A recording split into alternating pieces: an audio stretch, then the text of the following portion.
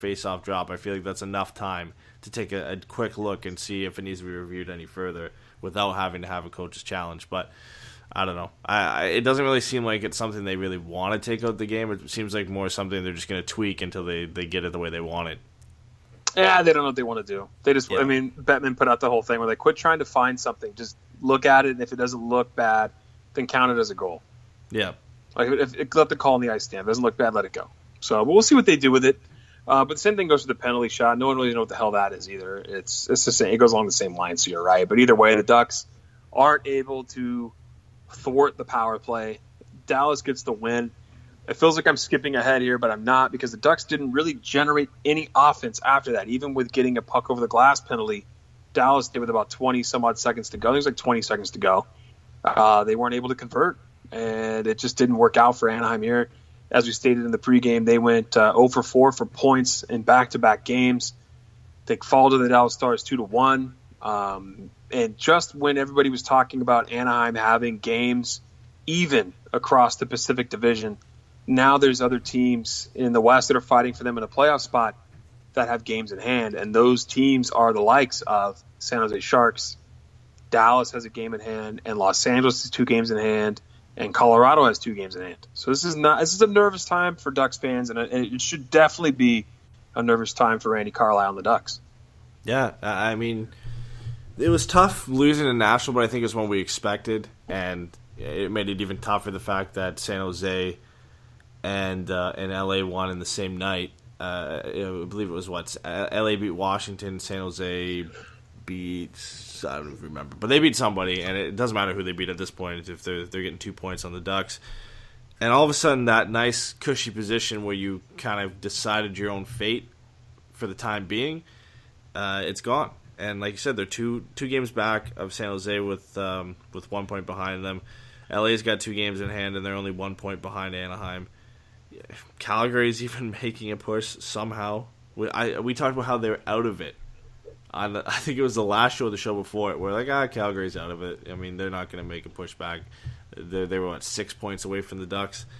They got a couple wins. Yeah, but I mean, at the time they were 6. Now they're 2, and they have the same amount of games played, 69 games played, as Anaheim, and they're right back into the mix too.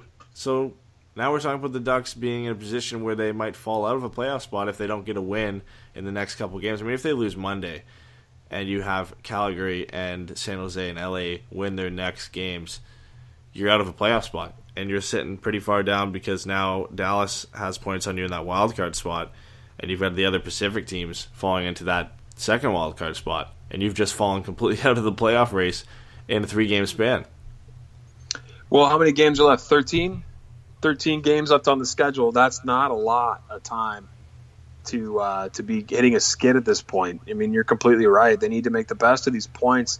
They play the majority of their games at home the rest of the year, and they have a good home record. I mean, they're 19-9-5 at home, and they need to come around and make do with that and put those points up. There's nothing else you can say about that.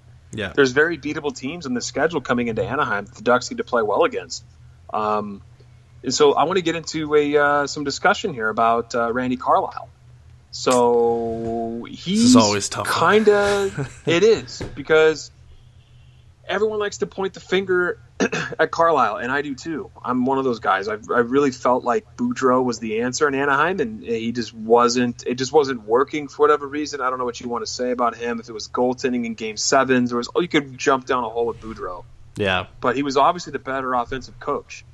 And looking at Randy Carlyle's team, they're sitting back and getting pummeled night after night after night, and they were pulling off of wins watching their goalies play hockey.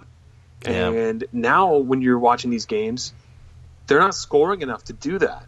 And the last game that got away with it on was Washington. They really sat back with Washington. It was like remember we talked about it. It wasn't like a back and forth exciting 4-0 win. It was like, okay, they scored, but Washington's controlling the play. Yeah. And then we look at the game last night. It's like they didn't decide to play hockey until midway through the third period. Yeah. Like real hockey, they started to come around a little in the second and get some life in that lifeless body of theirs. But is this something that Randy is doing? I mean, do you feel like this is a Carlyle thing? I mean, we know the lineup changes are something to do with him, but I mean, is this really a Carlyle deal? I feel like he's getting bailed out a lot because of the injuries at the beginning of the season. And I obviously the Ducks would be in a better spot if they didn't have all those injuries from the start. But that seems to be the go-to excuse at this point for why the Ducks are where they are. And I think that doesn't take into account a lot of their play recently. And they've been good since Christmas, but there still are a lot of glaring issues with this team. And again, a lot of the reason that they've been good is because of their goaltenders. Gibson and Miller have been one of the best duos, if not the best duo, in the National Hockey League. They've shared a decent amount of time together, with Gibson going down with a couple injuries here and there. And you're not at this point even where you are without the play from those two guys. And at times the defense has been suspect and it hasn't really stepped up until we had Pettersson come up and we were able to put Lindholm and Manson and Fowler and Montour together and things started looking better. And the consistency up front, it kind of flips. At one point, we had Henrik, Kasha, and Richie for about a 5 to 10 game span where they were lighting it up and nobody else was getting anything going. Then you had like a little bit recently where you had Kessler, Cogliano, and Silfverberg step up and play well, and now it's Getzlaf, Perry, and Raquel. And you've always got one line that's playing well, but they don't really ever have, barring like a one night thing, where they have a couple lines going, all three lines going, and that's been something that's been an issue for them all season. Yeah, that secondary scoring is really hard to come by. Yeah, but a guy that I've harped on since day one this season and most of last season has been, Corey Perry. I want to segue into him and be positive here for a minute, because there's so much to take away these last two games that are negative. And, we had a fan of ours that was listening to us and was watching our Twitter. He said he was the jersey tosser. He threw his jersey on the floor tonight. He was so bummed. I love the passion from the fans. I kind of felt the same way. It's kind of like they threw away an opportunity here to get on the board and put those 2 points up on the standings. But let's talk about Corey Perry. I've been extremely critical of this guy's play, so much so as to talk about how he looks like he just doesn't want the 50-50 pucks. He's not being physical. He's not driving to the net as hard as he used to. He's not being the Corey Perry of old. And I guess that's almost unfair for me to keep saying, considering he is old now, right? Yeah. NHL old. He's probably got to change his style of play, which I feel like, looking at his point totals this season, he has. What is your take on Corey Perry? Do you think he's finally hit a corner and turned around a little bit this season? Or do you feel like he still has more to give? I feel like he is giving all he can at this point. And it's disappointing because I want to say he can get back to where he used to be, but I feel like it's kind of beyond him now. I think this is the guy we're going to get. And he had 53 points in 82 games last year. What the Ducks have, how many games do they have left now? Is it 13? 13. So he has 13 games left, which would put him at 70. He would have to get literally 13 points in his last 13 games to get to the same point he was last year, obviously in less games. So I think he's playing better. I think he's more noticeable than he was last year, but I think this is what you're going to get. He's more of a guy who's going to put up more assists now. He's still going to be a guy who puts up about 40 to 50 points, which isn't bad. The thing that it comes down to is his contract, and that's what everybody looks at. The fact that he's making over $8 million a year, but you can't say he didn't earn that. I mean, right. It was, Getzlaf has the same contract, and of course we're saying he still earns that because of his play. But, I mean, at the time, they both deserve that contract. It's unfortunate that one of them has kind of tailed off a bit, but, in any day of the week, you'll take a guy in your lineup that's going to consistently put up 40 to 50 points. But we're just used to seeing so much more from Corey Perry that we kind of just label him as playing bad. But in reality, Good, sorry. No, I was saying in reality, he's just not. He's not playing bad. He's just not playing up to the money that they're paying him.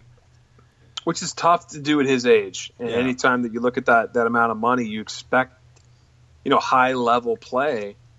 But he's at that age that we just talked about with Getzlaf, like you said. And looking at his point totals, no one really started complaining about Corey Perry until last season, I feel like.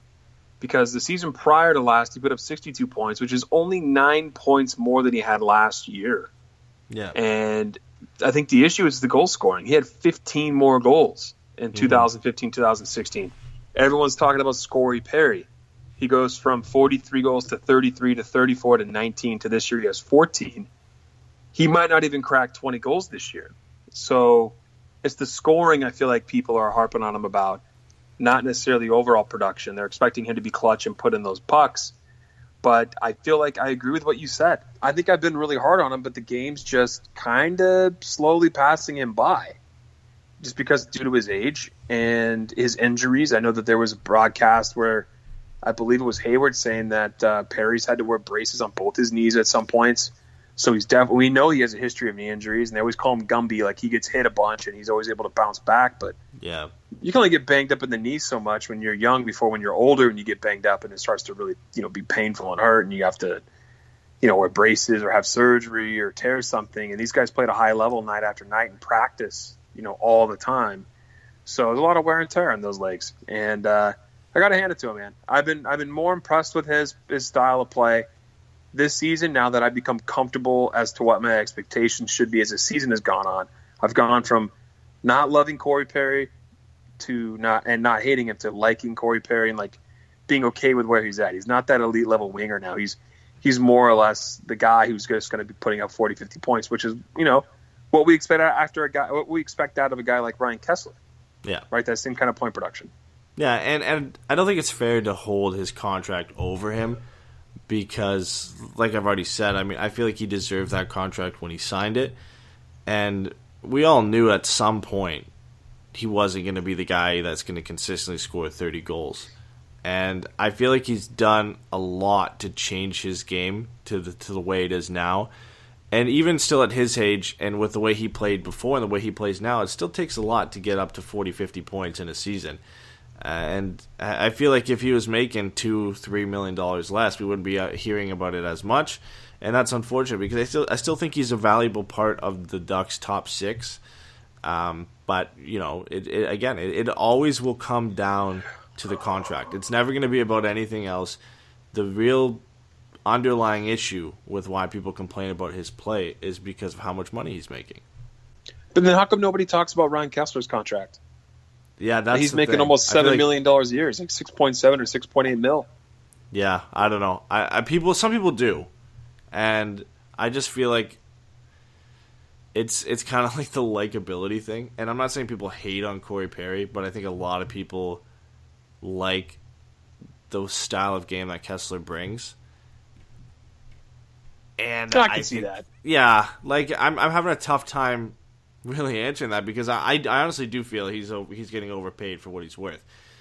I feel bad for the guy because he's injured, and you never, if he doesn't get injured, you don't know if he's playing as bad as he is this season. We don't know even if next season after a full summer of rehab if he's even going to be close to what he was before.